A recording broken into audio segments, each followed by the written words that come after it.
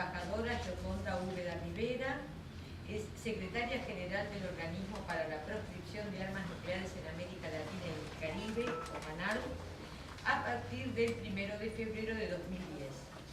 Ha sido embajadora de Costa Rica en los Estados Unidos mexicanos, 2006, enero 2010, y durante ese mismo periodo, comisionada presidencial de su país para el proyecto de integración y desarrollo de Mesoamérica. Desde 1986 ha desempeñado diversos cargos en el Ministerio de Relaciones Exteriores de Costa Rica, entre ellos altos puestos diplomáticos en la República Argentina y los Estados Unidos mexicanos. La dirección jurídica de la Cancillería y la coordinación del segundo, tercero y cuarto informe nacional sobre cumplimiento del Pacto de los Derechos Económicos, Sociales y Culturales. La presidencia de la Comisión Costarricense de Derecho Internacional Humanitario y la defensa del Estado costarricense en casos relevantes ante la Comisión Interamericana de Derechos Humanos. Entre 1998 y 2002 fue consultora del Programa de Naciones Unidas para el Desarrollo PNUD Costa Rica en temas jurídicos y coordinadora de proyectos con la sociedad civil de Costa Rica y Nicaragua.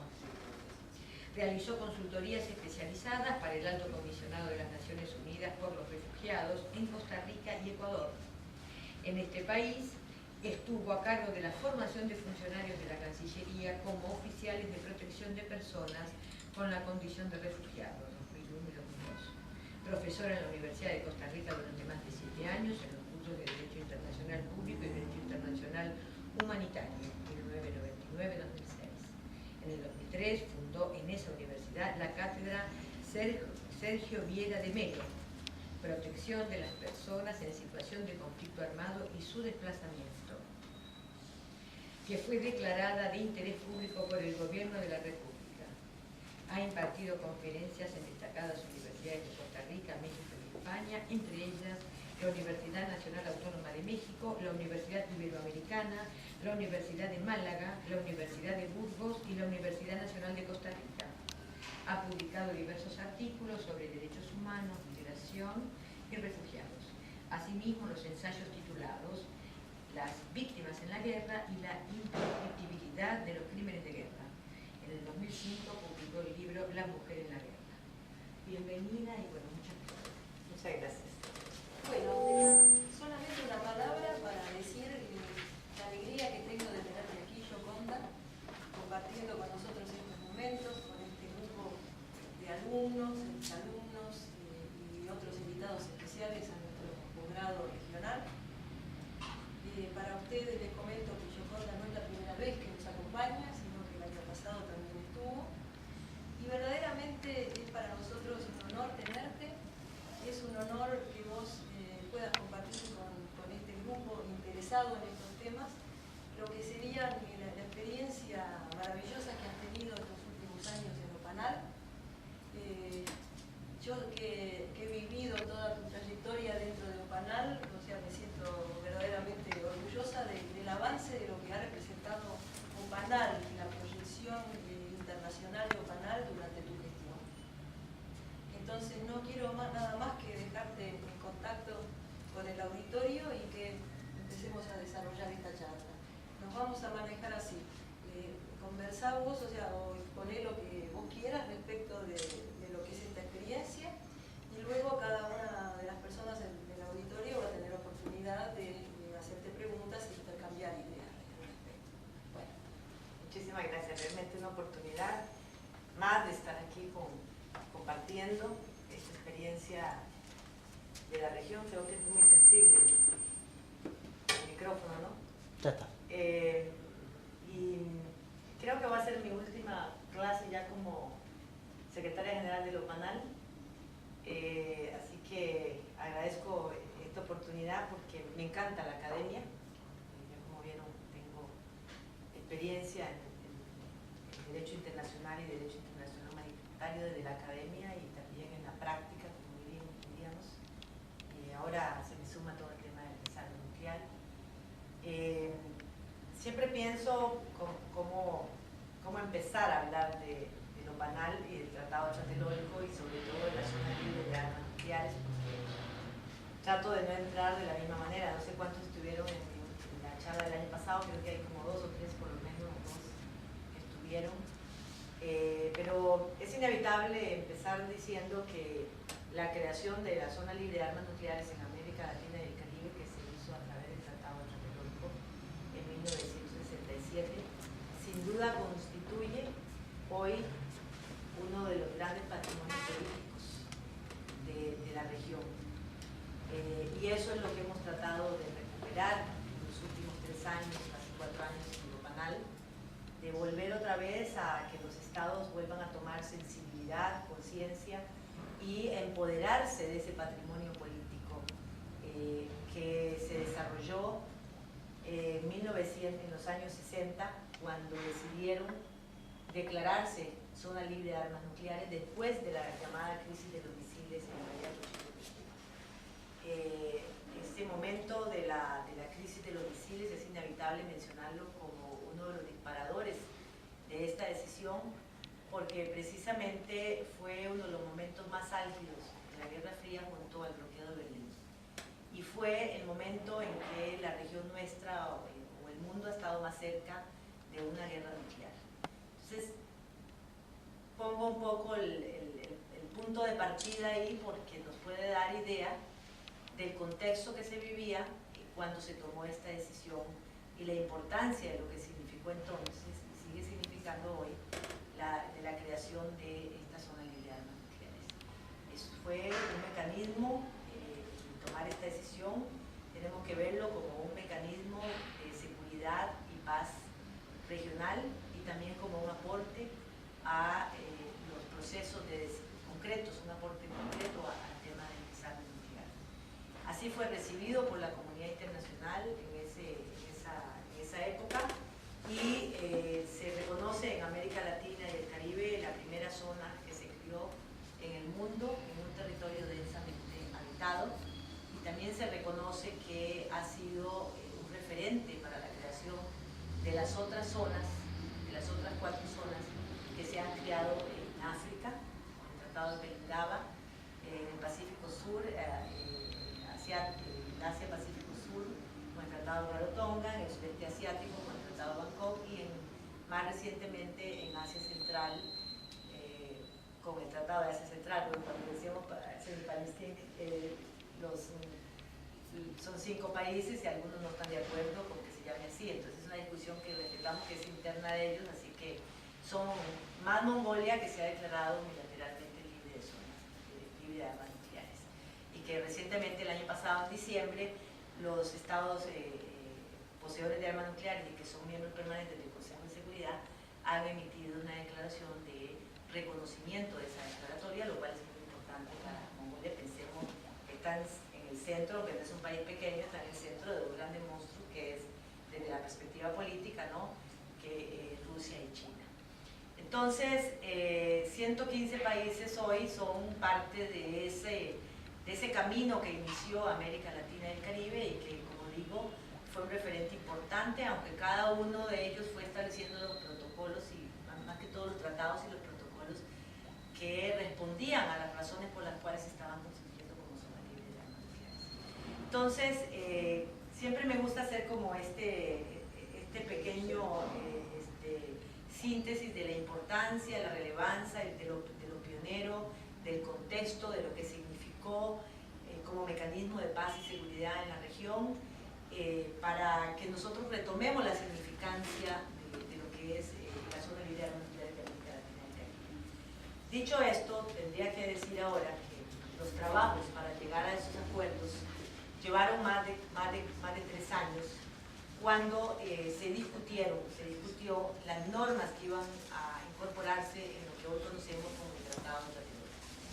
Es el Tratado de la Protección de las Armas Nucleares de América Latina y el Caribe, pero para traer esa fluidez, ¿no?, es como lo que conocemos como el Tratado de Tlatelolco, que a la vez llevó a la creación del sistema de Tlatelolco, porque tenemos el tratado y tenemos también los protocolos adicionales que firman, por un lado, las potencias poseedoras de armas nucleares, las reconocidas, los P5 que llamamos, por un lado, y por otro también firman los estados que tienen territorios de jure y de facto en la región, que ya ahí entonces hablamos de los P5 menos Rusia y China, pero sumamos también a Países Bajos, o sea, 4 países, ¿no? Francia, Reino Unido, Estados Unidos y Países Bajos. Mediante esos 2 tratados, esos estados se comprometen a respetar el carácter desnuclearizado militarmente de la zona. Esto es muy importante porque si los estados poseedores de armas nucleares no nos garantizan ese carácter desnuclearizado, nosotros no hacemos nada con firmar entre los estados de la región un tratado, cuando realmente lo que necesitamos es que nos respeten, que no van a usar, que no van a amenazar con el uso, que tampoco van a facilitar y que tampoco van a establecer armas como estaban en 1962 en la región. Entonces, ¿qué es lo que hacemos hoy en Opanal? Lo que se hace es cuidar que la zona siga libre de armas nucleares, consolidar la zona misma. ¿Y qué significa consolidar? Significa que esto es un proceso. Vean ustedes que parte de esta consolidación, una primera fase, llevó 35 años, desde que se firmó el Tratado de Tlatelolco en 1967. En ese año firmaron los 21 de los 22 estados que existían en la región. Recordemos que después hubo 11 estados que surgieron motivo de los procesos de descolonización, básicamente en el CARICOM, y que después se van incorporando a la zona y por eso hoy son 33. Entonces, desde que se firma en 1967 hasta el 2002 que se incorpora Cuba, que fue el que nos tuvo en las discusiones, pasaron 35 años. Esto lo digo también porque es muy importante ver que los procesos son largos.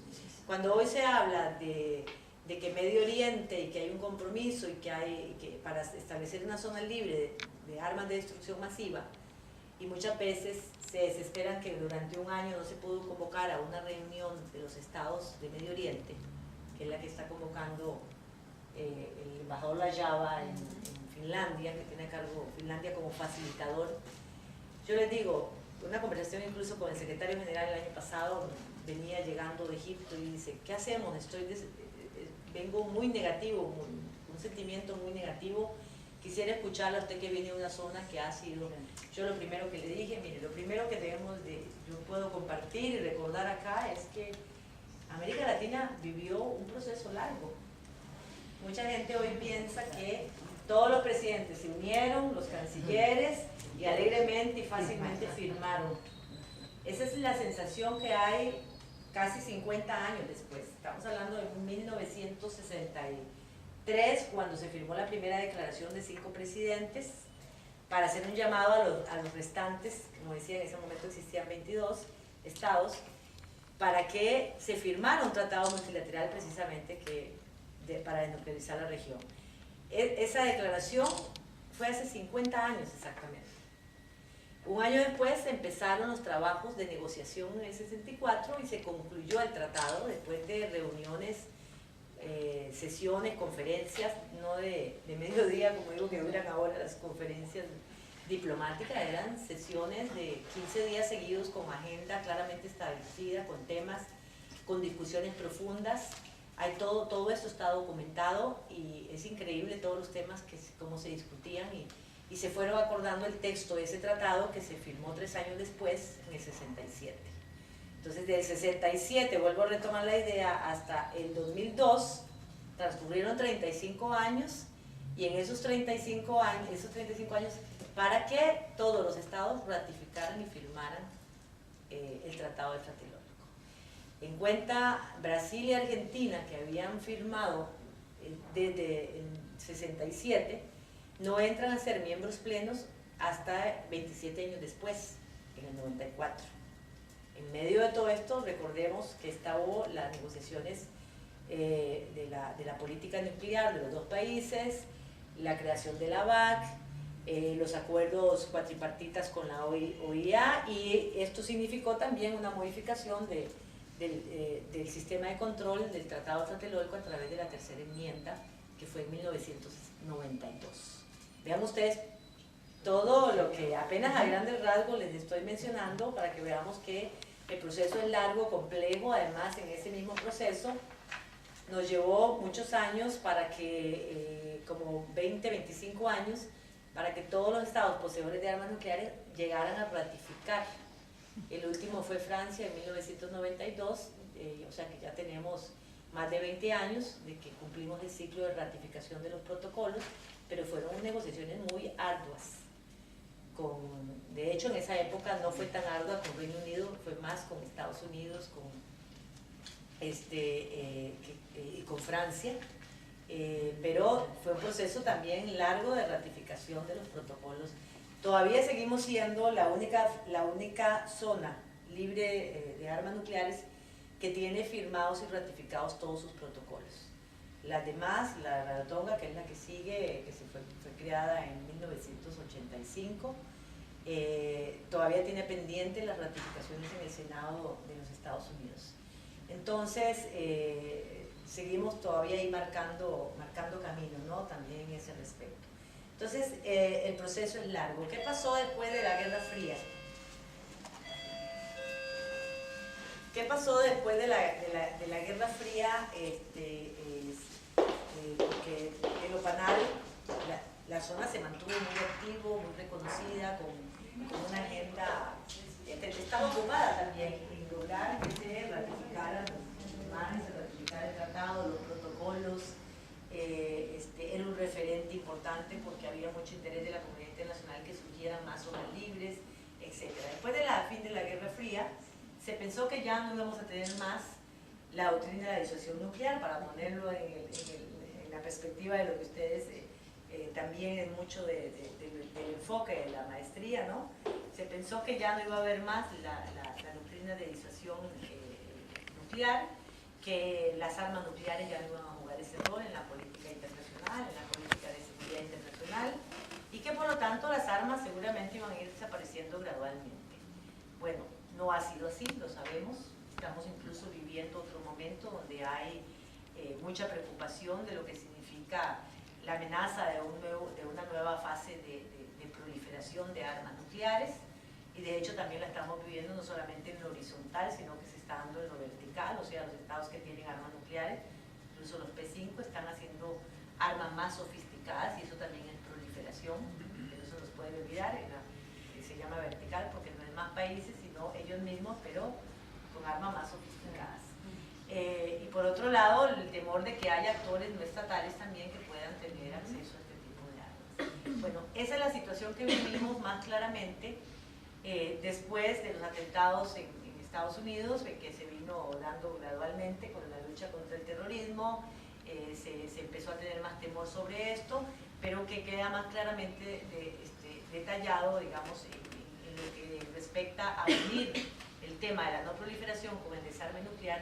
Diría yo, no sé si hay otra información que yo siempre agradezco que lo nutran a uno también en todo esto, pero el discurso de Obama en Praga del 2009 marca desde el punto de vista político un nuevo momento cuando trae a colación los dos temas y da una nueva, aunque sea en el discurso, una nueva esperanza en el tema del desarme nuclear. Quienes estamos hambrientos de avanzar en el desarme nuclear, tomamos ese discurso como, de alguna manera, como un parteaguas, aun cuando en la práctica sabemos que Estados Unidos no se ha avanzado mucho en ese respecto, más que en la reducción de las armas nucleares, porque ahora Obama volvió a plantear una mayor reducción a Rusia, pero sabemos que la reducción de armas nucleares son importantes, pero no suficientes en lo que al tema del desarme nuclear respecta, ¿verdad? Entonces, pero aquí tenemos que entender que el tema del desarme nuclear y no proliferación están íntimamente vinculados.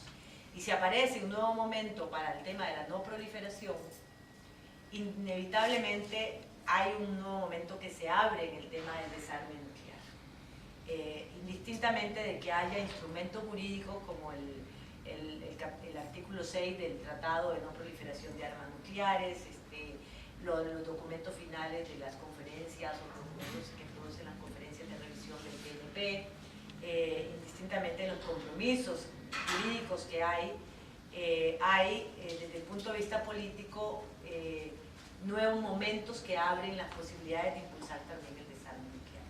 Yo con esto lo que quiero decir es que hoy nos encontramos en un nuevo momento donde el tema de la no proliferación ocupa un lugar importante en la agenda, pero para quienes impulsamos y trabajamos, que lo es toda la región de América Latina y el Caribe, es también un nuevo momento en el tema del desarme nuclear.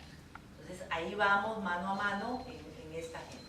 Entonces, en el 2010 yo tengo la feliz coincidencia que cuando asumo, precisamente a principios de este año, en la Secretaría General de Lopanal, el Lopanal venía, bueno, me toca en ese nuevo momento precisamente, la lectura estaba ahí, no era difícil de hacerla, era una oportunidad ¿de qué? De empezar a revitalizar el organismo que después del fin de la Guerra Fría, que era la idea que les había sembrado anteriormente, había pasado muchos años hasta finales de los, digamos, 2007, para ponerlo ahí en el 2007, donde el organismo venía en una reducción de su agenda y en un mínimo, no solamente de presupuesto, sino en un mínimo de acción política, precisamente inspirada seguro por esa idea de que las armas nucleares iban a desaparecer, que la doctrina de disuasión nuclear ya no iba a jugar un rol tan importante en las políticas de seguridad y que íbamos a tener un mundo distinto. Entonces, en el 2007 el organismo está a un nivel de mínimo, casi con respiración artificial, diría, que se discutió en el Lopanal. Yo en ese momento era embajadora de Costa Rica en México, si seguía o no seguía, si se cerraba o no se cerraba. Los estados, aun cuando la crisis fue expresada en lo financiero, los estados expresaron al final de todas estas discusiones de que iban a continuar con el Lopanal, que esto no podía desaparecer, que esto había sido un momento y que había que darle un nuevo aliento. La decisión fue política. Ustedes ven, el origen fue, o lo que se vio visiblemente fue una crisis financiera, pero al final esta crisis financiera lo que estaba planteando era una revisión política de qué iba a pasar con el organismo. Eso fue 2007, el organismo es sostenido un poco con respiración artificial con la entrada de México, se nombra a un secretario general adjunto, no tenía dinero el organismo para convocar incluso elecciones, convoca en 2009, no es que estoy contando la historia mía, pero está ligado esto con... Está bien. Suena un poco, pero tengo que contarles esto porque en el 2009, como digo, se dieron como ya lecturas de lo que podía venir, y ahí tengo la feliz coincidencia de entrar en el 2010 y decir, bueno, ya está, la crisis financiera, aunque no tiene recursos suficientes. Recuerdo cuando me dijiste acá ¿cuánto? Pues yo le hablaba de Lopanal y no sé qué, muy poco. Pues me dice, ¿cuánto es poco? Y cuando le dije cuánto era el presupuesto de Lopanal, me dice, ni una pyme de la chiquitita, ¿no? Entonces, yo sí era un presupuesto pequeño, pero se había regularizado el presupuesto pequeño, por lo menos empezaron a pagar los estados. Entonces empecé a ver que había, hacer un inventario, y esto lo cuento porque a partir de ahí, que uno de los lugares donde pude presentar por primera vez esa nueva agenda del organismo, que significaba temas que habían sido trabajados anteriormente, pero con una visión nueva, algunos otros eran continuarlos y otros eran totalmente nuevos. Entonces era como el lanzamiento de una nueva agenda del organismo. Uno de los países donde pude hacerlo fue aquí, gracias al seminario que me invitaste, también fue en Río, porque venía yo de ahí otra actividad, y otro fue en Uruguay, y había empezado en México. Poco a disparar, estos son los temas. Recuerdo que mi hija, que está aquí, que acaba de llegar, Sofía, me acompañó a Uruguay, estoy aquí en Argentina. Cuando yo presenté la agenda, que era como un gran triunfo del año, como porque yo tenía que irla validando con los estados, ¿no? De pronto te dicen, ese tema no, yo tomé algunos riesgos, y me dice, mami, muy bien la agenda, pero ¿qué va a pasar el próximo año? Y entonces yo me dije, sí, esa es la gran pregunta. Yo me puse preocupada, ¿no? Porque digo, bueno, sí, ahora está la agenda, ¿qué voy a decir el próximo año? Porque estaba como un poco, de alguna manera, en solitario, ¿no? Este fue el inicio de la reactivación. Poco a poco era la idea, los estados se fueron compenetrando. Logramos que los estados fueran trabajando más temas sustantivos, Hoy les puedo decir, y a esto es por eso un poco nunca había contado desde esta perspectiva, pero debe ser que estoy elaborando la salida también, entonces es una nueva manera de contar la historia, ¿no? Es decir, la reactivación del OPANAL empieza en el 2010. Es una reactivación que no obedece a la acción, aunque fui al principio, digamos, quien impulsó todo esto, para eso me pagan, o me pagan todavía, impulsa esto, pero con una visión de ir abriendo, incorporando el empoderamiento de los estados. Por eso empecé diciendo, la gran tarea ahora era cómo los estados volvían a reconocer, a mirar el patrimonio político de haber creado una zona libre de armas nucleares, y que es un patrimonio político que está ahí desaprovechado, que sigue siendo un patrimonio político, y cómo volvía a retomar la agenda desde dos perspectivas. Desde la perspectiva de seguir consolidando la zona, o sea, todavía hay temas pendientes, de seguirla cuidando, que siga libre de armas nucleares, que todos los estados firmen las enmiendas que se aprobaron en los años 90, cuando entraron los países del Caribe, cuando se modificó el sistema de control, que volviéramos a tomar temas de, por ejemplo, el sistema de control, que son muy importantes, que estamos hoy discutiendo, hay un grupo de trabajo sobre esto, que tomáramos la iniciativa de un curso, ya no desde cualquier ángulo, sino desde el propio ángulo de la zona, un curso de educación sobre desarme nuclear y no proliferación, no es una maestría, por ahora va a ser un curso básico, pero nuestro, de la región, y con enfoque también de la arquitectura internacional, pero saliendo de ese ombligo que es la propia región, ¿no? El Tratado Tlatelolco, OPANAL, etc. Entonces, en esa tarea estamos también, y otros temas que han surgido, como las nuevas posturas en relación con los ensayos nucleares de estados poseedores de armas nucleares, o aquellos que quieran desarrollar armas nucleares, que son posiciones políticas, etc. Entonces, en estos 3 años ha explosionado ya una agenda muy rica, muy intensa, donde los estados están participando activamente, y vamos a tener la conferencia este año aquí en Buenos Aires en agosto, donde precisamente se va a ver la riqueza de esta agenda estratégica. Ya hablamos, no de una tímida agenda que yo pude presentar en el 2010 para disparar todos estos procesos, sino de una agenda estratégica que está en marcha, que también es una diferencia, porque siempre digo que está en marcha. Me acuerdo cuando llegué aquí a Argentina hace como 25 años, y yo pedí al secretario un bife, ya está marchando, me decía. Me hacía mucho, me gustaba mucho esa frase porque era muy, ¿verdad?, muy concreta. Entonces, cuando digo la agenda estratégica en marcha, es como decir, está en la parrilla, ¿no? Está en proceso. Entonces, en este proceso es una agenda estratégica que no es que está ahí, tenemos un plan estratégico que vamos a empezar a disparar, no.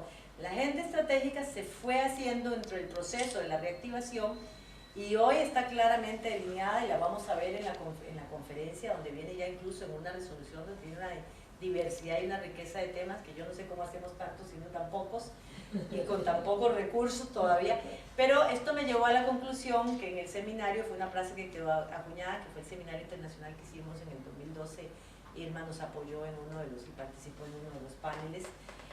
Va a salir próximamente una publicación sobre la memoria de ese seminario internacional, que está muy rica, las participaciones, las ponencias, las preguntas, etc. La idea es que, o sea, se posicionó mucho la frase de decir, porque al final te preguntas cómo se puede hacer tanto. Bueno, la Secretaría es pequeña, pero el OPANAL es grande. Son 33 estados. Cuando los estados se suman, y la fuerza, la voluntad política, el empoderamiento, la participación, que para mí es el factor más importante de todo, empieza esto a tener una potencialidad y resultados concretos, que no podemos seguir pensando que un organismo es una secretaría, aunque la secretaría ahora se queda chica por la diversidad de temas que se están desarrollando, pero los estados ya están tomando conciencia que eso es así, se va a ir corrigiendo. Ya de hecho han empezado a tomar algunas decisiones para apoyar más, pero entonces ahora está en su explosión. Hemos logrado también que los países del Caribe, que normalmente se han quedado un poco fuera de todo esto, se estén incorporando. Tenemos coordinaciones del OPANAL que no significan erogación de ningún recurso, porque son colaboración de los estados, en Viena, en Ginebra, en Nueva York y en Nueva York también para los países del CARICOM.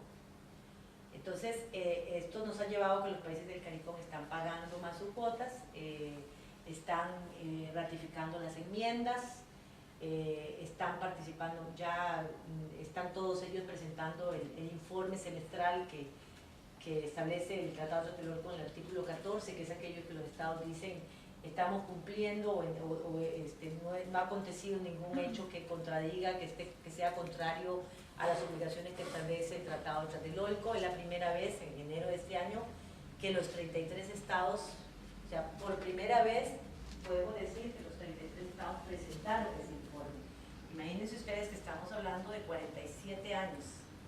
Desde hace 47 años que se firmó el tratado, 45 que entró en vigencia, es la primera vez que todos los 33 estados cumplen con el artículo 14.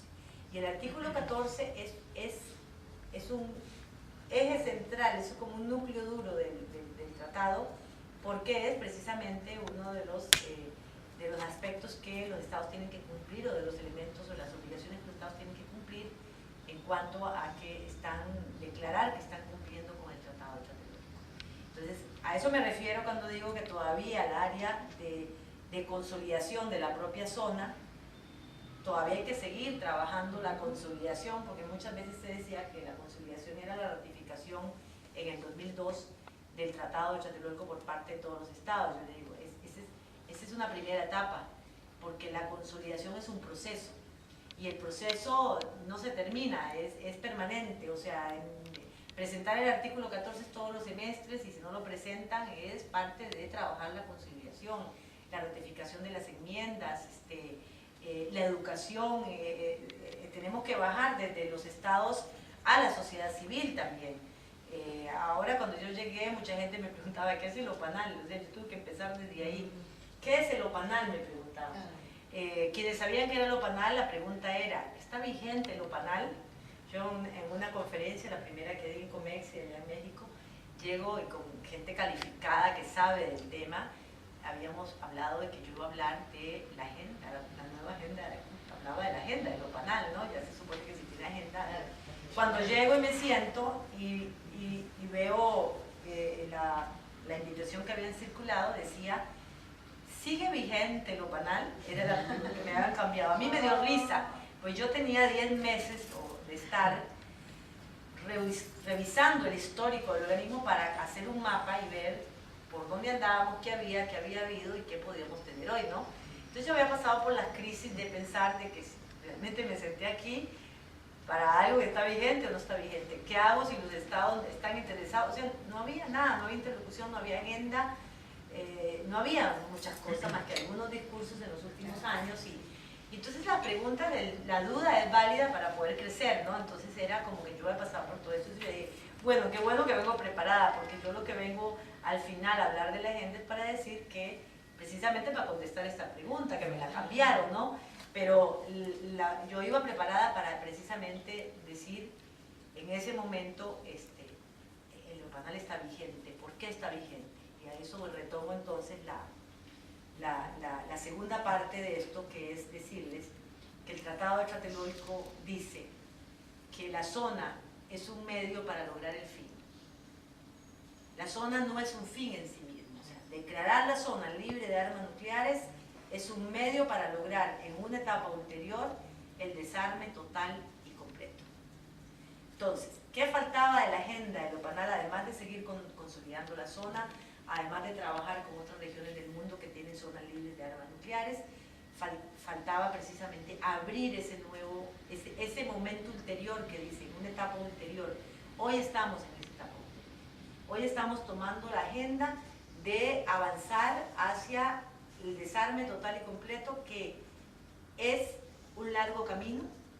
Lo dije cuando me invitaron al seminario, el desarme nuclear es una utopía o una realidad. Yo recuerdo que pasé varias noches, ¿cómo le voy a entrar a este tema que me mandó Irma?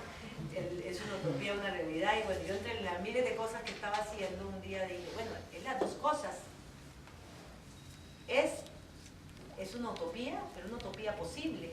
Por lo tanto, como muchas utopías posibles, como lograr el Estatuto de Roma con todas sus debilidades, pero llegó a ser muchos de los tratados que hemos logrado han sido utopías, pero utopías posibles que lleguen a ser realidades. Entonces son las dos cosas. Entonces, este camino para llegar a hacer que esta utopía sea posible, un mundo sin armas nucleares, el desarme total y completo, es una utopía posible que podemos construir entre todos. Entonces, ese es el nuevo momento de la agenda del organismo que en el 2011 logra sacar una declaración de 21 puntos, y en esa declaración de 21 puntos, en el punto 14 y 15, se habla de los 5 puntos del secretario general, se habla de situaciones anteriores que han tratado de impulsar modelos, convenciones modelo, pero sobre todo dice que los estados de América Latina y el Caribe se comprometen a sumarse a los esfuerzos de la comunidad internacional para avanzar en la negociación multilateral de un tratado que prohíba las armas nucleares. Este punto 15 de la declaración del 2011 de Lopanal es un consenso regional que no tiene antecedente, que es lo que hace que la diferencia entre decir impulsemos un mundo libre de armas nucleares, que es lo que hace la diferencia, dice una etapa ulterior, avanzar en una etapa ulterior en el desarme total y completo, porque está apoyando, direccionando su agenda o su quehacer aún con algo concreto, que es impulsar los trabajos multilaterales para lograr la negociación de un instrumento que prohíba las armas nucleares. Es un mecanismo concreto, un tratado o convenio, como sea que se le llame. En eso estamos matriculados hoy. Esta declaración de los 33 estados de la zona ha marcado una diferencia en la agenda del organismo y ha marcado una diferencia en la presencia del organismo en el ámbito internacional. ¿Qué quiere decir con esto? Que ahora cuando hablamos, a partir de que presentó ya este documento en nombre de los estados en la primera comisión de la Asamblea General de Naciones Unidas en octubre del 2011 en Nueva York, se nos miró de una manera distinta, porque estábamos hablando de, primero, un consenso de los 33 estados, que les digo que la negociación para lograr ese consenso me llevó un año. No fue que ahí nomás todos estuvieron de acuerdo, a pesar de que somos una zona libre de armas nucleares, por distintas razones, por prioridades en otros temas de la agenda. Un año nos llevó esa negociación para lograr el consenso. Una vez que se logró, el expresar esta posición o este tema, como lo estábamos tratando ya a nivel internacional, hizo que nos miraran distintos. Nos miraron, es decir, aquí hay algo más que un discurso, que una intervención, que una declaración. Hay ya un compromiso para avanzar hacia ese objetivo. La idea de ese compromiso para avanzar ese objetivo era premeditada. ¿Qué significa esto? Decir, si los trabajos que van a venir en los próximos años es articularse para avanzar en el desarme total y completo, nosotros queremos estar listos para estar en la punta de lanza. No solos, pero en la punta de lanza de esta avanzada. Y eso significó esa declaración. Este año va a salir más que una declaración, va a haber una resolución en la conferencia aquí en Buenos Aires, una resolución dedicada solo a ese tema. Ya es un paso más. En los discursos o las intervenciones, en las declaraciones que hemos tenido desde el 2011 a la fecha, incluso ahora este año en la PRECOM en Ginebra, estamos muy claros cuando decimos estamos listos para sumarnos ya, para trabajar en las negociaciones hacia un instrumento que prohíba las armas nucleares. Evidentemente no somos ingenuos, como siempre digo, sabemos que avanzar en esto va a ser un camino largo, complejo, difícil, pero ya nosotros estamos con ese consenso, eso nos da fuerza más como región, eso nos revaloriza como zona libre de armas nucleares en un nuevo momento que la comunidad internacional estamos esperando que se siga sumando. Yo creo que sí es un nuevo momento porque ahora vemos que hay un grupo de composición abierta que se creó el año pasado en la Asamblea General de las Naciones Unidas, que preside Costa Rica, por cierto, en Ginebra, y que ha convocado tanto a gobiernos como a sociedad civil como es un grupo que no toma decisiones, hace consultas, pero hace consultas para generar nuevas ideas, posiciones que puedan ayudar a avanzar hacia la negociación multilateral de un instrumento que prohíba las armas nucleares. Esa decisión de la Asamblea General de Naciones Unidas también no tiene precedentes y ahora el gran desafío es lograr que la sigan renovando ese mandato este año y ojalá los años siguientes, porque ese sería un espacio importante como para poder dialogar e impulsar estos trabajos. Entonces vemos también que hubo en la PRECON, ahora en Ginebra, una declaración humanitaria que la firmaron 74 estados, que fue presentada por Sudáfrica, que también tiene una connotación importante en estos trabajos hacia... Vemos la conferencia Oslo, que todavía la vemos en el ámbito que va a ser en México el próximo año, que la vemos en el ámbito de las consecuencias humanitarias catastróficas que significaría la detonación de armas nucleares, pero evidentemente este objetivo de estigmatizar las armas nucleares puede también sumarse, por lo menos en la intención que creo yo que debería, que uno ve, ¿verdad? Pero también ayuda a que en algún momento esto pueda sumarse para también impulsar un instrumento que prohíba las armas nucleares. Entonces, hay muchos elementos positivos, a la par de que hay muchos elementos del otro lado, del TNP, que no avanza, el desarme, el compromiso de los estados poseedores, no avanza, y hay ya como una tensión entre los que tienen armas nucleares y sus aliados más cercanos y entre aquellos estados que ya están presionando cada vez más, sumando también a la sociedad civil, a las ONGs, para que sí avancemos hacia el desarme nuclear. En ese parteaguas nos encontramos en este momento, ustedes, o sea, todos, y nosotros en el OPANAL sabemos que ese más o menos es la situación en la que, el contexto en el que estamos trabajando hoy. Entonces, ¿qué les digo?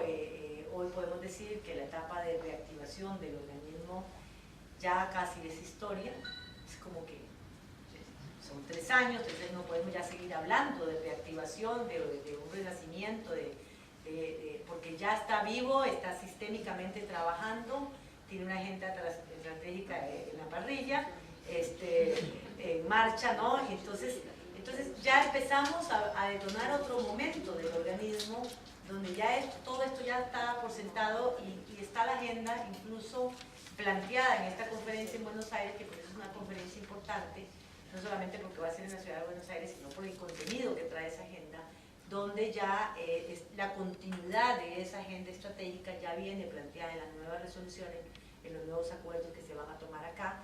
Entonces ya como que el capítulo de reactivación ya es como los 3 años anteriores y ya estamos en un momento de disparar mucho más, de cuidar más la profundidad de esa agenda estratégica y de hacer sostenible el trabajo sistémico que estamos desarrollando hoy y de seguir articulando a nivel internacional el tema de los trabajos hacia el desarme nuclear sin dejar de lado el fortalecimiento del régimen de no proliferación. Yo creo que lo dejo ahí un poco con el ánimo de que esto más bien haya disparado, ojalá, algunas preguntas y que podamos dialogar. Gracias, Yoconda. Lo que sí le pediría ahora, abriríamos el curso de preguntas y le pediría que nos hagan por micrófono, así rescatamos muy bien Los alumnos.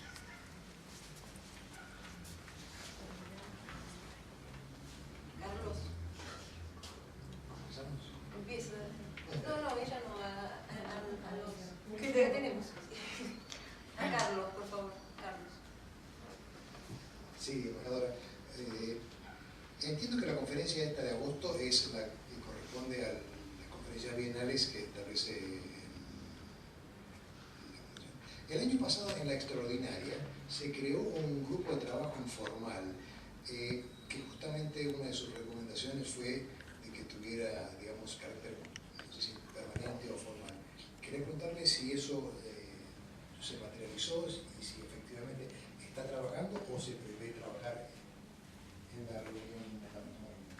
Sí, el año pasado se crearon 3 grupos de trabajo que este año van a dar un informe, como lo dice la propia resolución que los crea, van a dar un informe a la conferencia y dan recomendaciones también. Cada uno de esos grupos ahorita voy a decir qué tipo de grupos son, cada uno de esos grupos va a, también, basado en esas recomendaciones, a pedir una renovación del mandato. nos dimos cuenta que además de que esta conferencia está siendo celebrada 3 meses antes de lo que tradicionalmente se hace, porque hay una característica, esta era ordinaria, la del otro año es extraordinaria, pero en realidad es lo mismo, porque todas tratan, ahora todas trabajan, como digo, aquí, desde que yo llegué, cualquiera va a trabajar temas de fondo.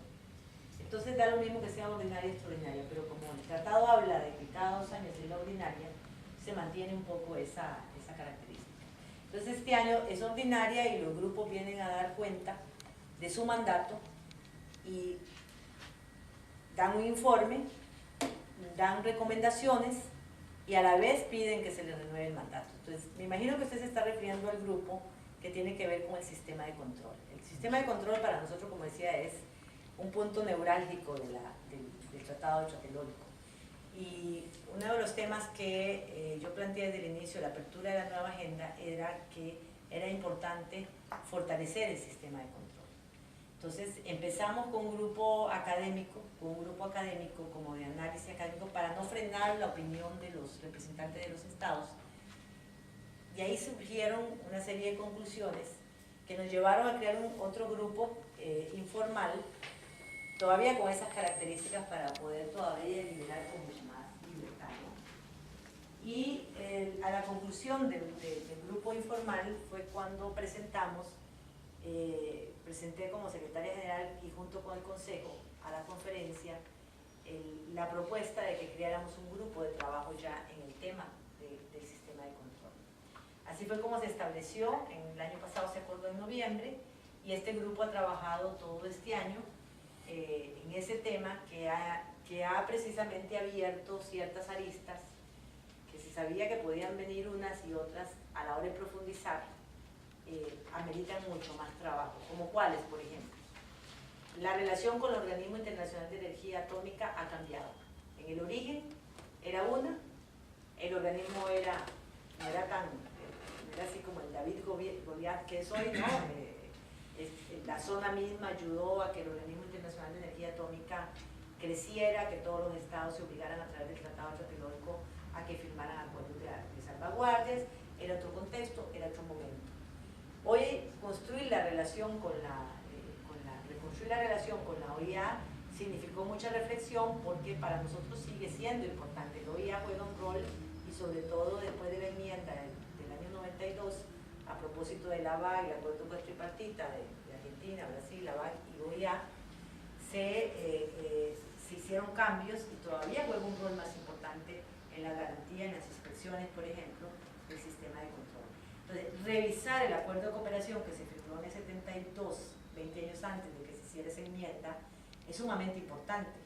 Pero para eso necesitamos primero preparar los estados, que los estados estén preparados para las consultas que esto va a generar, porque ese convenio de cooperación tiene que ver directamente con el sistema de control.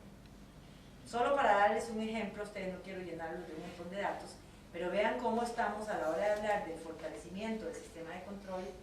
Entonces empiezan a aparecer temas como estos, que uno los había planteado en términos generales, pero que para llegar a ese objetivo de realizar un convenio es necesario realizar consultas y fortalecer, desarrollar músculo con los estados que van a ir a juntarse, con una OIA hoy que es muy distinta y con una claridad de cuáles son las reglas que están jugando también en la OIA los estados poseedores de armas nucleares, que tienen también sus instrumentos firmados, cuál es el alcance de sus documentos, etcétera, etcétera, etcétera. O sea que el trabajo se va a llevar un buen tiempo, ya está delineado y va a continuar por lo menos yo calculo que va a continuar unos 2 años más ese grupo. El otro grupo es el grupo de trabajo para el tema del curso de educación, el desarme y no proliferación. Ese es otro de los grupos. A propósito, me imagino que el trabajo del grupo de control alimenta justamente el temario del curso. De alguna manera sí, pero no del todo, porque no va a ser, este primer curso va a ser un curso básico. Lo que sí alimenta mucho el curso es todo el trabajo de sistematización que no existía tampoco en lo banal.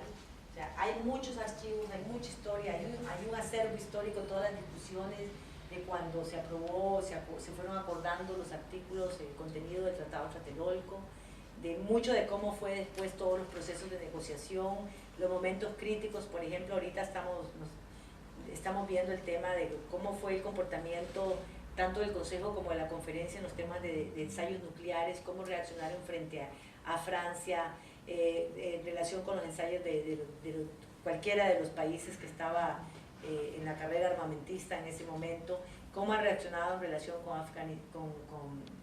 Pakistán y con India y Corea del Norte, porque el tema de Corea del Norte de este año desencadenó toda una discusión, si va a tener la misma postura, a unos condena, a otros no, a unos con declaraciones, a otros con resoluciones, cuál va a ser la nueva postura. Entonces hemos tenido, por ejemplo, todo ese acervo histórico para revisar y construir esa postura para que hoy puedan tener elementos de discusión, para darles un ejemplo de cómo puede lo histórico servir para la toma de posiciones y discusiones el día de hoy. Otro tema que está saliendo a flote en esto es la solicitud de informes a los estados poseedores de armas nucleares que han firmado los tratados, los protocolos del tratado en relación con, por ejemplo, que no son estados miembros, que son estados poseedores de armas nucleares y que están cumpliendo con lo que firmaron en los protocolos, o sea, que no han violentado el territorio que comprende la zona y que está bajo su responsabilidad, ya sea de jure o de facto, o de administración de jure o de facto. Entonces, ahí tenemos un antecedente, que es el caso del Canal de Panamá, que claro, en otro contexto, 1973, cuando se le pide a Estados Unidos que Panamá dice, no podemos nosotros dar cuenta de lo que no podemos inspeccionar, entonces el OPANAL le pide en el 73 a Estados Unidos que ellos declaren que están cumpliendo con que ahí no hay armas nucleares o se está respetando el tratado antiatlántico. 1973 no es lo mismo que 2013. Hoy, en 2073, la fuerza de la zona libre estaba en su máximo apogeo. Los estados poseedores estaban muy también convencidos que tenían que proliferar las zonas libres, que había que apoyar a la región nuestra. Hoy es un diálogo distinto que hay que construirlo de nuevo, pero que el objetivo debe ser que todos, no solamente Reino Unido, Estados Unidos, sino todos los que están vinculados con el protocolo deberíamos de establecer un mecanismo donde ellos informen que no quedó establecido ni en el protocolo ni en el tratado, que sí quedó para los Estados miembros. Entonces, ven ustedes ahí, es un tema que está ahorita sobre el tapete y que yo estoy ahorita preparando un memorándum como documento de trabajo para que los estados tengan insumos. La idea es irle dando insumos a los estados. Entonces, ¿qué sí va a ser importante? La sistematización. En el curso va a ser importante la sistematización de todos estos hechos, como les decía, de discusión del tratado, de experiencias importantes. Les he mencionado solo algunas, hay montones. Entonces, hemos hecho un trabajo de sistematización de algunas experiencias relevantes, ya sean lecciones aprendidas o buenas prácticas, porque no tenemos capacidad ni económica ni de poder abrir todo, pero tomamos algunas que consideramos que eran las más importantes y ahí se van sumando otras como estas dos que le he mencionado. Entonces sistematizaron y a partir de esa sistematización lo que estamos haciendo ahora es trabajar un libro que se va a publicar, más o menos, no les digo que así se va a llamar exactamente, pero va por ahí la cuestión, medio siglo de experiencias relevantes en la zona libre de armas nucleares en América Latina y el Caribe. Y ese medio siglo de experiencias relevantes trae una cantidad de material y de referencias que sí va a ser utilizado en varios de los módulos del curso sobre educación. O sea, veamos cómo todo está ligado con todo. Lo que usted mencionaba es una parte, pero hay un montón de elementos que están. Por eso es que cuando digo yo, este curso es un curso inédito también, porque viene del ombligo de la zona, de su propia experiencia, incorporando elementos que son más en el ámbito de arquitectura internacional o en la historia de cómo surgieron las armas nucleares, para poner dos ejemplos de que nos marcan, pero que el eje central es decir, es poner sobre el tapete la importancia de la zona, esas experiencias, que además esas experiencias tienen significado no solamente histórico, porque si no, no tendría mucho sentido, sino que tienen un significado actual. Muchas de esas experiencias, por eso dije la del artículo, la del informe de Estados Unidos en relación con el Canal de Panamá y el tema de los ensayos, muchas de esas experiencias hoy nutren los trabajos del organismo. Y muchas de esas experiencias nos han servido, que me sirvió a mí en el 2011, en noviembre del 2011, sin que se hubieran concluido todavía, ya había mucho material para poder aportar en el foro que convocó a mano el director general de la OEA, para compartir experiencias relevantes en relación con la creación de una zona en Medio Oriente. Mucha de esa experiencia pude volcarla ahí, sobre todo cuando vinieron las preguntas, porque entonces teníamos ejemplos concretos que a ellos les podía dar referencias de que aun cuando son procesos distintos, podían solucionarse ciertas cuestiones difíciles con flexibilidad, con confianza, con negociación, con ciertos principios que informaron todo el proceso del acuerdo del Tratado de Tlatelolco. Entonces, esa sistematización es como, juntado con esta etapa de revitalización, que como digo ya está pasando a hacer parte de la historia, y lo que está sucediendo hoy, por ejemplo, con la creación de grupos de trabajo, con las coordinaciones en los distintos foros multilaterales o capitales multilaterales, es como que es recuperar el ADN del organismo, el ADN de 50 años, porque en otras épocas queda muy evidente cómo las comisiones de buenos oficios, por ejemplo, que pudieron durar más de 20 años, por ejemplo, la que estuvo encargada de garantizar que se ratificaran los protocolos, una comisión de oficio con toda la seriedad, al más alto nivel de los países nuestros, negociando con los países, los P5, hasta que se lograron logró la ratificación de esos protocolos. O sea, ahí vemos comisiones ad hoc o lo que llamamos órganos subsidiarios, como hoy las coordinaciones que ya existen desde el 2010, las coordinaciones jugando un rol importante, o como los grupos de trabajo que ya se perfilan para varios años. Entonces, los estados participando a través de estos órganos ad hoc, lo que hacen es mostrar que otra vez el organismo funciona en la perspectiva de lo que funcionó también, donde los estados juegan un rol clave a través del Consejo, a través de la conferencia, que son los órganos regulares, y a través también de órganos subsidiarios como son las comisiones de buenos oficios, las coordinaciones, los grupos de trabajo, etc. Entonces vemos ahí un claro ejemplo cómo esta buena práctica es como parte del ADN del organismo que estamos recuperando hoy. Entonces ese es el trabajo. Esto va a servir muchísimo y hay muchas cosas más, ¿no?, que no los voy a cansar con todo eso, pero que el libro salga a final de año o a principio del próximo año, porque ese libro va a generar, pues la idea es que aporte muchos elementos que siguen hoy vigentes tanto para la región como para otras regiones del mundo y como para nuevos procesos que se puedan abrir.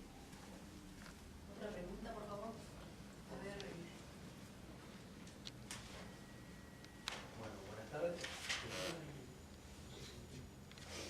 Buenas tardes. Ingresarlo. Bueno, antes que nada me gustaría felicitarla por su reciente designación como vicecanciller.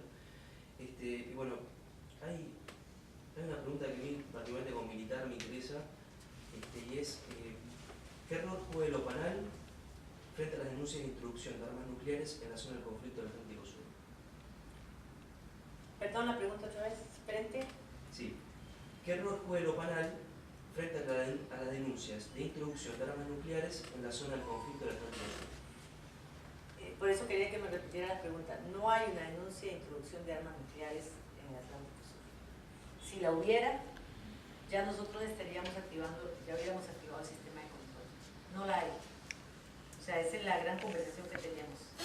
Porque de pronto los escritos que nos llegan desde el ámbito del discurso de la soberanía, que está claro, que como están planteando ustedes el sistema, o sea, Argentina, el tema de la soberanía, ahí se han quedado las gestiones todavía del Estado argentino. Lo que digan en la prensa para nosotros no existe. De pronto si se dice, es lo que se dice frente a la denuncia, tiene que ser puesta, tiene que haber un elemento, digamos, ¿cómo reaccionaría el sistema de control o OPANAL frente a una situación como esta? Que haya evidencia o sospechas fundadas de que haya armas nucleares, o que Argentina nos diga si hay armas nucleares. Si nos dice que hay submarinos que son susceptibles de portar armas nucleares, no es una denuncia. Es ahí que estamos y tenemos conversaciones alrededor de esto. No hay todavía una activación del sistema de control del Tratado de Tlatelolco porque no ha habido denuncia de parte de Argentina. por eso la pregunta si se me plantea con otra redacción, digamos, yo tengo que contestar distinto.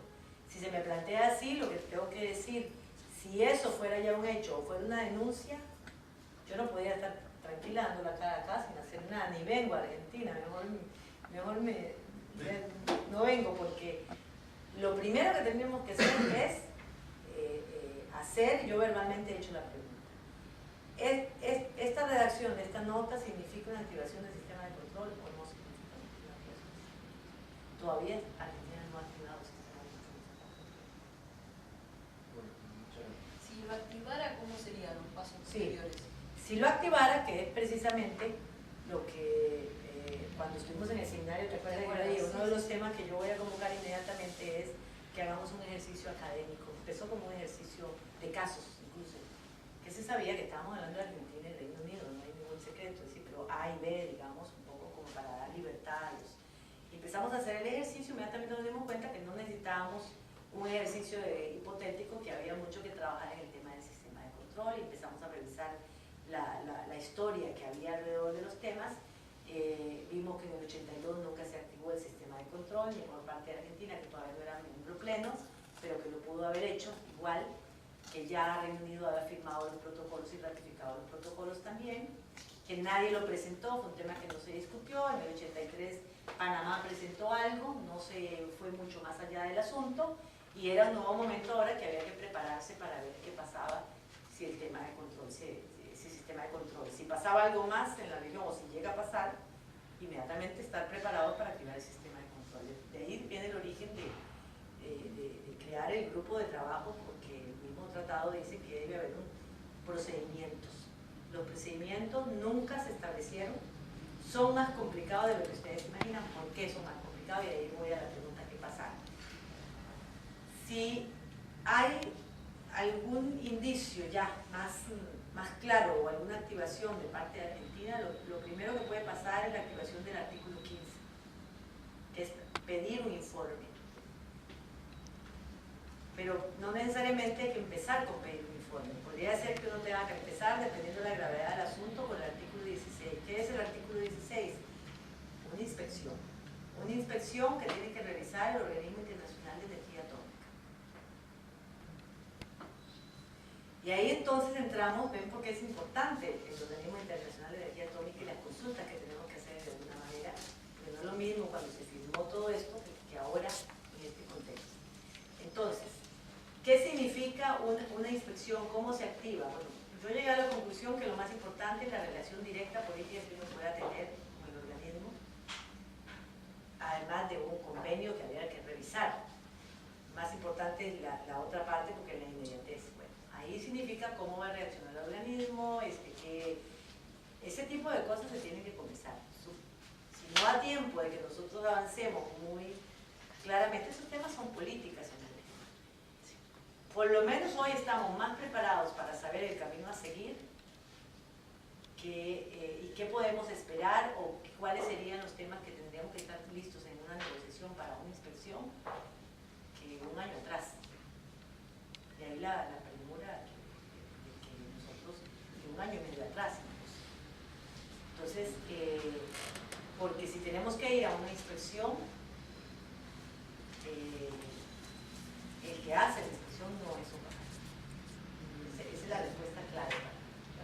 El que hace la inspección, tenemos que entender la arquitectura, digamos. El sistema de control fue diseñado desde su origen. Desde su origen el sistema de control fue diseñado, una parte para lo banal y una parte para el Organismo Internacional de Energía Atómica. Con la reforma que se pidió, con la enmienda del 92, que la pide Brasil y Argentina, todavía el OPANAL le traslada más potestades al Organismo Internacional de Energía Atómica que las que tenía en el tratado original. Entonces, hoy todavía estamos más dependientes de una inspección del Organismo Internacional de Energía Atómica, porque en aquel momento, antes del 92, todavía el OPANAL podía hacer inspecciones. No tenía las condiciones, eso es cierto también. Pero esto lo pide Argentina y lo pide Brasil. Para poder entonces entrar a ratificar el Tratado de Tlatelolco y para poder entrar, o sea, para poder ya ser miembros plenos. Entonces, veamos ustedes, yo apenas estoy planteando la carátula del asunto, ¿verdad? Adentro hay una gran complejidad todavía que trabajar.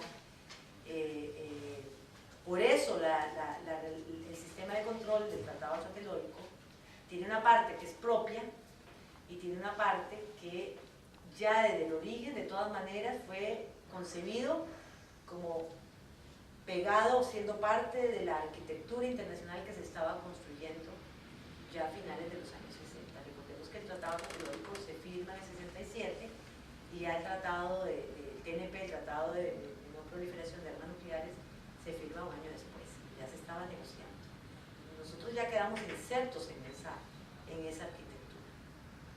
No sé si contesto tu pregunta. No, pero... sí, sí. Rogelio.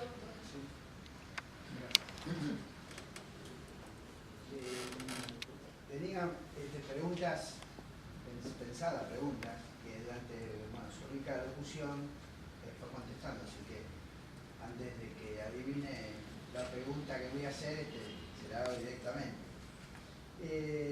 Habló de la doctrina de la disuasión nuclear, también habló de lecciones aprendidas, de buenas prácticas, y en varias declaraciones que hizo como secretaria de OPANAL, se mostró, digamos, muy firme, optimista, con mucha fuerza de voluntad para lograr un mundo, digamos, totalmente libre y completo desarmado nuclearmente. La OPANAL tiene un aporte que pueda hacer frente, digamos, al problema que acarrean los países nuclearmente armados que no son miembros del TNP, digamos, hacia el final de su mandato como experiencia profesional.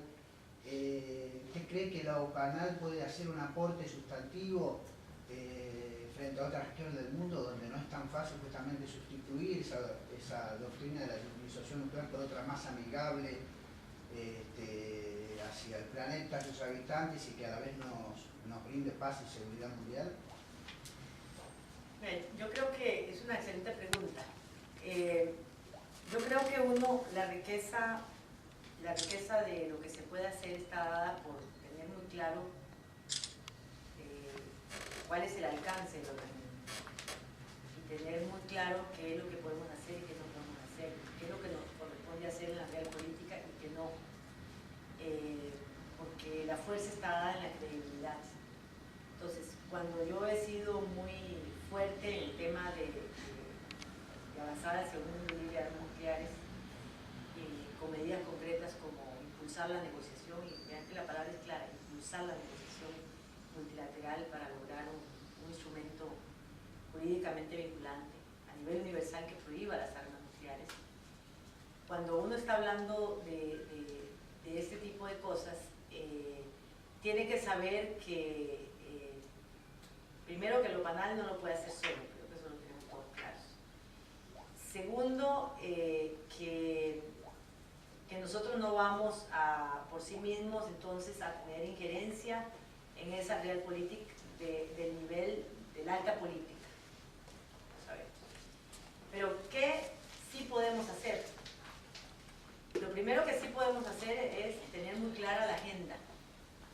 Que si nosotros hablamos solamente de no proliferación, o si nosotros nos hacemos pequeños, porque no vamos a poder tener injerencia directa en crear un mundo libre de armas nucleares, nos hacemos pequeños, y por lo tanto entonces vamos a terminar pareciéndonos a los P5. O sea, nuestro discurso, si nosotros no impulsamos el desarme total y completo, no nos vamos a diferenciar de lo que hacen los P5. Entonces, ¿qué nos diferenciaría de ellos? Seguimos trabajando nada más por la no proliferación. Nada, seríamos iguales. ¿Cuál es el mandato del Tratado de Tlatelolco? Lograr un mundo libre de armas nucleares, o sea, lograr un mundo desarmado total y completo. Entonces, no nos queda más otro camino que trabajar por lo que fuimos creados, para eso existe la zona. avanzar hacia un mundo libre de armas nucleares, o sea, y eso se logra con un instrumento que lo prohíbe. Entonces, si queremos avanzar hacia eso, entonces tenemos que impulsar medidas concretas, que es precisamente lo del instrumento. Si queremos avanzar hacia eso y contribuir en las discusiones, en los ámbitos multilaterales y seguir impulsando, tenemos que estar muy claros que el rol que juega todavía la doctrina de disuasión nuclear. O sea, esa es una pieza clara. Porque ¿qué es lo que dicen los estados nucleares desde el punto de vista militar? ¿Qué es lo que dicen? Yo no me puedo desarmar porque esto es la seguridad propia y es parte del balance de la seguridad internacional. Entonces, lo primero que tenemos que estar conscientes es que la doctrina de disuasión nuclear todavía sigue siendo una pieza clave en el esquema de la seguridad internacional. Eso lo tenemos que entender porque entonces, cuando trabajamos, aunque le va a tocar a los estados poseedores de armas nucleares fundamentalmente, pero cuando se trabaja por este tema, hay que empezar a decir, bueno, uno de los grandes desafíos que hay es cómo sustituir la doctrina de la seguridad nuclear por un elemento, por algo que garantice ese balance o ese relativo balance entre las potencias. Esa es la realpolitik. Nosotros cuando trabajamos en el tema del desarme nuclear tenemos que saber que estamos trabajando en la realpolitik. Pero que esa realpolitik no solamente puede estar en manos de los poseedores de armas nucleares. Si nosotros no hacemos nada, los que estamos más en la agenda del desarme nuclear, jamás van a avanzar en buscar esos mecanismos que puedan sustituir a la doctrina de la seguridad nuclear. Nosotros decimos, tienen razón, no se pueden desarmar y ahí nos quedamos. El trabajo nuestro es presionar a que cumplan con los compromisos y a que avancen hacia el desarme nuclear con medidas concretas. No decimos que de un día para otro. Por eso decimos el camino, el proceso es largo y complejo. Pero empecemos a dar señales de que estamos caminando hacia eso. Esa es la presión que nosotros ponemos. Entonces, el aporte nuestro es decir, hoy, como este camino es largo, la primera señal es decir, estamos sumándonos a los esfuerzos de la comunidad internacional y hay un compromiso de los 33 estados para sumarse a esos esfuerzos e iniciar las negociaciones, para que se inicien las negociaciones hacia un instrumento que prohíba las armas nucleares. Ese es nuestro lugar ahorita en ese largo camino. Esa es nuestra tarea y ese es el aporte que estamos dando, porque aquí cuando uno trabaja con estos temas es como que hay que tener claridad de que no hay otro camino. Si no, uno dice, nunca lo vamos a lograr. Yo he estado trabajando con gente, incluso funcionarios que en algún momento no trabajaban con muchas ganas porque decir, eso no va a ser posible, eso no lo vamos a lograr. Es que primero hay que entender que no es del día para otro. Segundo, hay que entender que si no lo hacemos estamos sumando al otro lado del río, como decía yo en el último discurso de la PRECON en Ginebra. Estamos sumando al lado del río donde están los P5 y sus aliados, cuando realmente nosotros tenemos que avanzar, por más difícil que sea, a la otra orilla del río, donde lo que nos puede esperar, aunque tardemos en llegar mucho, es ese mundo sin armas nucleares. Entonces, sé que no es la respuesta en el A y B, pero es como tenemos que concebir este tipo de trabajos, ¿verdad? No hay otro camino posible más que empujar aquí sin dejar de lado la no proliferación, porque si no cuidamos la no proliferación, tampoco vamos a lograr el desarme. Pero si solo trabajamos por fortalecer el régimen de no proliferación, nunca vamos a lograr el desarme total y completo. Entonces, no es fácil, es trabajar en construir ese lugar que no existe. Lo decía yo en esa conferencia que me acuerdo siempre la utopía es aquel lugar que no existe pero que podemos construir.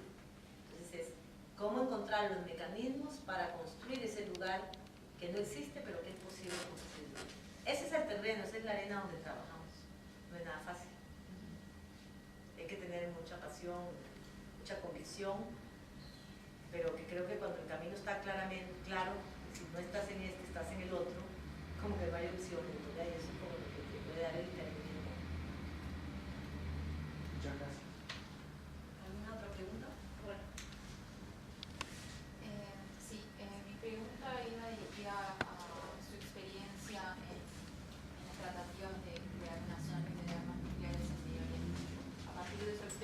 experiencia y su contacto con aquellos que impulsan este proyecto, quería saber cuál era su opinión al respecto, si lo ve viable y a futuro qué camino deberían recorrer aquellos países. Yo creo que la viabilidad va a estar dada por la necesidad. Si la situación llega a ciertos niveles, que uno lo ve que son todavía, se ve que sigue resistiendo, si llega a ciertos niveles de mayor tensión todavía, a mayor crisis, es lo que nosotros vemos históricamente, que se repite. Cuando estás en el punto límite de algo, es cuando se abren las oportunidades. Entonces yo creo que está como muy cerca, pero no sabemos cuánto, ¿no? Pero el tema está ahí. Entonces, la necesidad, la situación crítica, el llegar a situaciones ya verdaderamente límites, es lo que podría abrir la puerta para ese tipo de negociaciones. Yo creo que ya el hecho de que se haya empezado a conversar, que esté Finlandia tratando de facilitar esa reunión, de alguna manera es un avance. No va a ser fácil, no va a ser fácil. Dependerá de ellos, porque son negociaciones que involucran actos soberanos. Una de las recomendaciones que nosotros hemos dado cuando hemos participado en esos foros, es decir, cuando se convocó la reunión del año pasado, que no se pudo, y ha sido una de las grandes frustraciones que escuchamos regularmente en los discursos este año en la PRECOM, yo decía, bueno, sí, está bien, todos lamentamos, pero hay que tratar de que siga impulsándose esta idea, porque llevará su tiempo para que se logre. Una de las cosas que pusieron como condición fue que participaran todos los estados. Mi opinión al respecto fue, eso es un error, porque es muy fácil, si ya Irán no quiere o si no quiere Israel, se cayó la carrera. Y realmente, no digo que sea el mismo caso, pero no se necesita que todos los estados sean parte de la zona cuando inicia. Lo que sí se requiere es que el territorio sea lo más amplio posible. Pasó con nosotros acá, el artículo 4 del Tratado Tlatelolco establece un territorio tan amplio que incluye todas aquellas regiones o aquellos espacios que no están bajo la administración, incluso todavía hoy, de Estados miembros. Podemos ver incluso a Puerto Rico ahí, para poner un caso bastante extremo, ¿no? Y la región que se estableció fue digamos, el espacio, la zona de aplicación, como se llama jurídicamente, del Tratado Tlatelolco fue lo suficientemente amplio, de manera que cada vez que se iban incorporando plenamente los estados, se iba activando o iba entrando en vigencia el tratado en ese espacio amplio que se había demarcado. Entonces, una de las cuestiones que nosotros hemos recomendado de acuerdo a la experiencia, es decir, piensen ustedes que no necesariamente tienen que empezar todos los estados a ser parte de la zona. Lo que sí es importante es que definan un territorio lo suficientemente amplio como para que en la medida que se vayan incorporando en el futuro, se vaya activando la zona y que no sea necesario estar modificando el respectivo tratado, el tratado que le pueda dar creación a esa zona. Eso es como para decir un ejemplo, ¿no? El otro tema de transferir, digamos, de alguna manera de compartir experiencias relevantes, es decir, hay una serie de complejidades que se pueden resolver a través de acuerdos flexibles. Vean ustedes, el artículo 28, yo no recuerdo si ahora es el 29 del Tratado Tlatelolco, establece el tema de la dispensa. Entonces, Brasil firma y ratifica, pero la dispensa la presenta en el 94. Entonces, el tema de la dispensa tiene una doble vía, un poco, que permita a algunos estados firmar y ratificar, pero entra en vigencia hasta la dispensa. Tiene una compensación, que es que la dispensa permitió que con 11 estados que firmaran y ratificaran, podía entrar en vigencia el tratado. Entonces, ahí hubo una especie de negociación que generó flexibilidades para que la zona se reactivara y empezara a funcionar antes de tiempo. Y así les puedo empezar a decir una serie de elementos que, de muchas de las preguntas que hicieron, sobre todo en ese foro que fue en Viena, en noviembre del 2011, lástima que nunca me mandaron las grabaciones, ya aprendí que uno tiene que llevar la grabadorcita porque lo más rico no fue la intervención de apertura que yo di, sino cuando se vinieron las preguntas, nosotros podemos mostrar como zona la riqueza que superaba cualquiera de las otras zonas, obviamente por todo el histórico que tenemos, pero toda la experiencia nuestra era muchísimo más rica, al punto que llegaron a decir que la zona nuestra era la que había salvado ese foro, porque precisamente fuimos los que respondíamos, preguntaban tal vez al de Sudáfrica, o al otro, y al final yo me quedaba esperando a ver si algo, pero con toda la riqueza, la sistematización, terminaba yo contestando poniendo sobre el tapete muchas de las cuestiones que habíamos vivido nosotros. Entonces, mucho más me convencí de la riqueza que nosotros tenemos, que aunque no sean situaciones iguales, podemos compartir muchas maneras de cómo logramos sacar la zona adelante, incluso para aquellos estados, aquellas regiones que ya son hoy zonas libres y que no han logrado la ratificación de los protocolos. Por ejemplo, el sudeste asiático ahorita está negociando con el P5 el protocolo, tienen uno, porque no involucraron a las potencias nucleares en el momento que negociaron el tratado. Nosotros sí negociamos, o sea, la región nuestra sí involucró, fue negociando el tratado y paralelamente estaba negociando los protocolos. Entonces inmediatamente cuando se abre la firma del tratado logramos poner a la firma también los protocolos. Esa es una buena práctica, por ejemplo. También tenemos lecciones aprendidas, ¿verdad? Pero es muy interesante, ahí van a salir muchos elementos en el tema de la construcción de la confianza y la pregunta que te hacen. ¿Sí? ¿Cómo construir la confianza? Es la gran pregunta. Si fuera así, yo no sería la secretaria general de la OPANAL, sino que sería la Java, convocando a Medio Oriente, o una vez en Egipto, ya he escuchado a Egipto decir parte de estas conversaciones, es decir, recuerden, hace poco los escuché en Ginebra decir, recuerden, decía en la convocatoria del Grupo Abierto, que fue en mayo, que no es necesario que empiecen todos los estados. Eso no lo decía ningún estado, no lo decía ningún estado de ellos. Ahora lo dicen. Otra vez me reuní con un embajador de Egipto que fue en Viena y me dice, ahora cuando usted regrese a México, esté más tranquila y todo, podría escribir cuál sería el proceso para crear la zona libre de armas nucleares en Medio Oriente.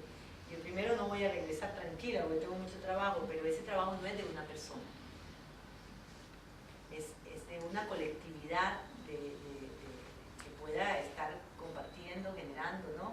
Entonces, muchas veces cuando me han convocado un académico que anduvo por México de la Universidad de Frankfurt, también hubo una serie de reuniones y todo, y me decía, ¿cómo podríamos tal cosa? Entonces yo le decía, si yo le puedo compartir experiencias, pero si yo le pudiera contestar, tener la bolita como para poderlo, yo estaría en su lugar, ¿no? No estaría yo nada más acá, o sea, estaría asesorando el proceso directamente. De hecho, de alguna manera hemos asesorado desde otra perspectiva, ¿no?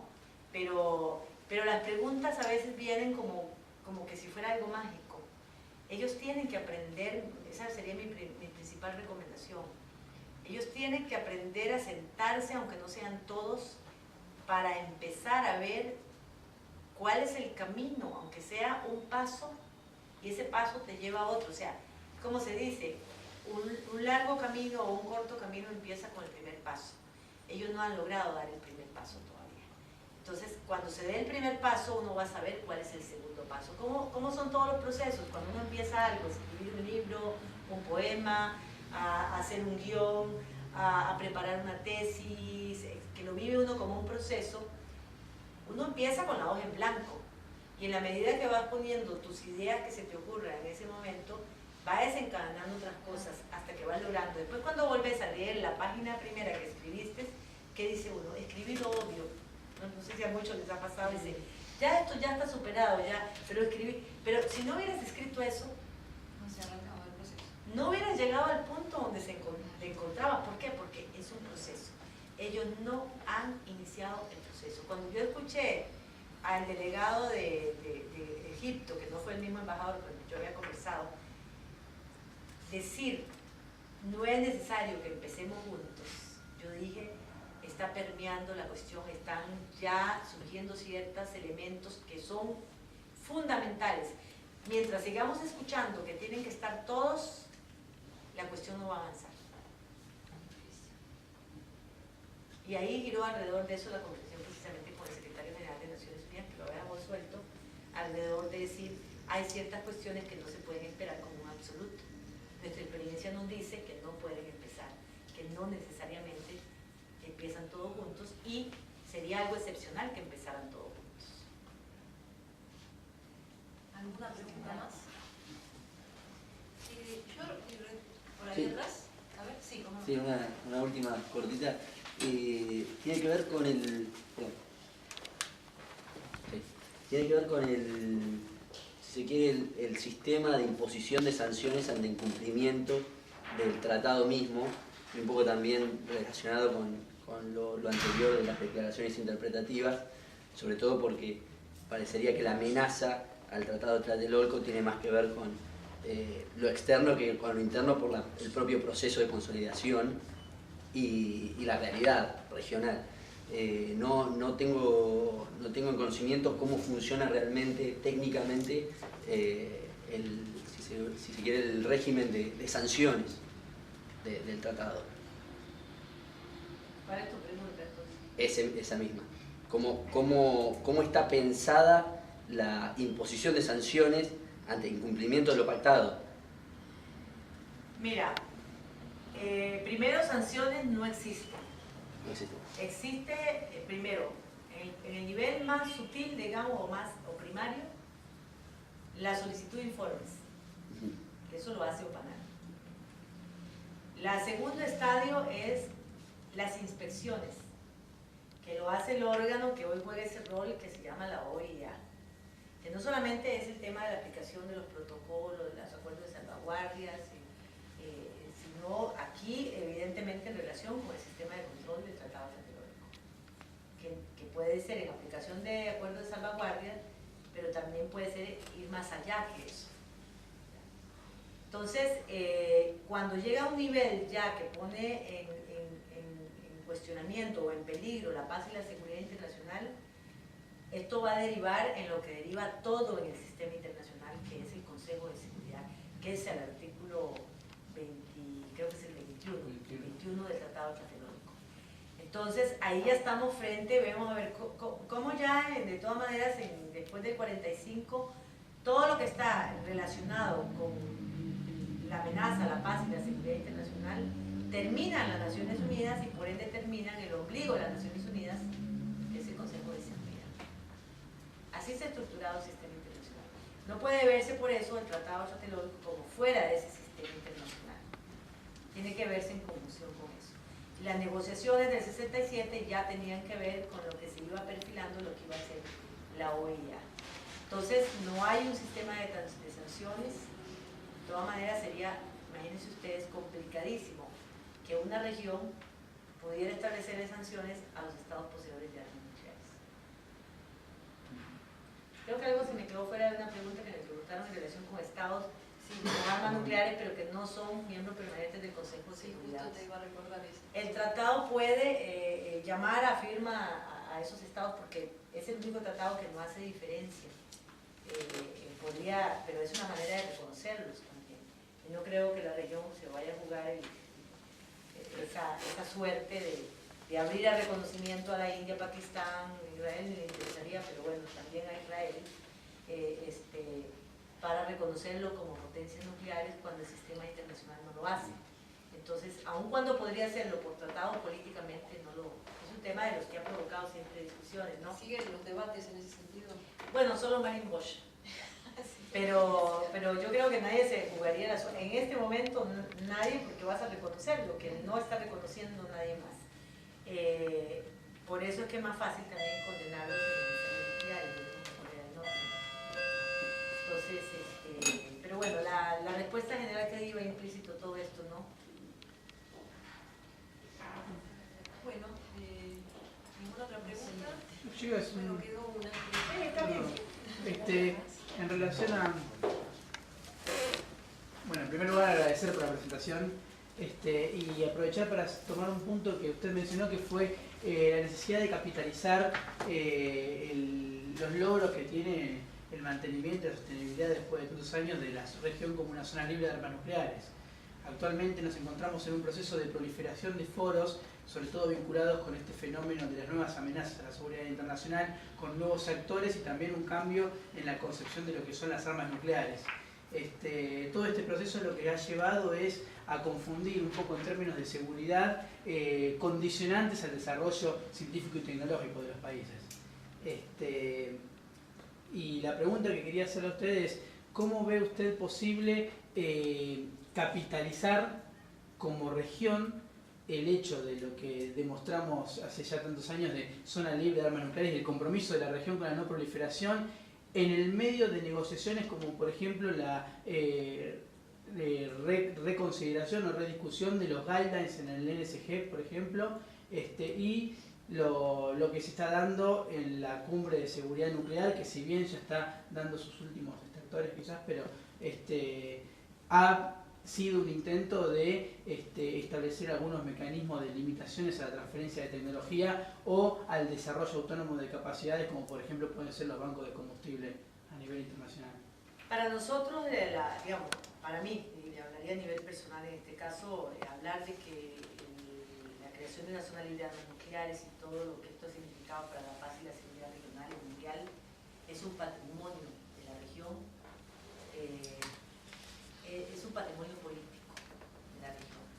Esto quiere decir, en primer lugar, reconocerse la importancia que tiene la zona, la pertinencia, lo visionario que fue, evitar el desarrollo incluso de armas nucleares en la propia región, no solamente sacar las que había, sino que esto significó algo mucho más que eso, y marcar el camino hacia la constitución de otra zona libre de armas nucleares. Por sí mismo todos esos hechos ya son consolidan un patrimonio político de la región. ¿Cómo se revaloriza ese patrimonio político en el contexto actual? Yo no lo situaría tanto en todos estos elementos que acabas de decir, porque ahí ni siquiera nos convocan para ponértelo así tan claro. Esto se capitaliza o se revaloriza ese patrimonio político en el ámbito, para mí, principalmente de avanzar en el desarme nuclear. Es ahí donde va direccionado, porque el mismo tratado lo dice. Es ir en una etapa ulterior hacia el desarme total y completo.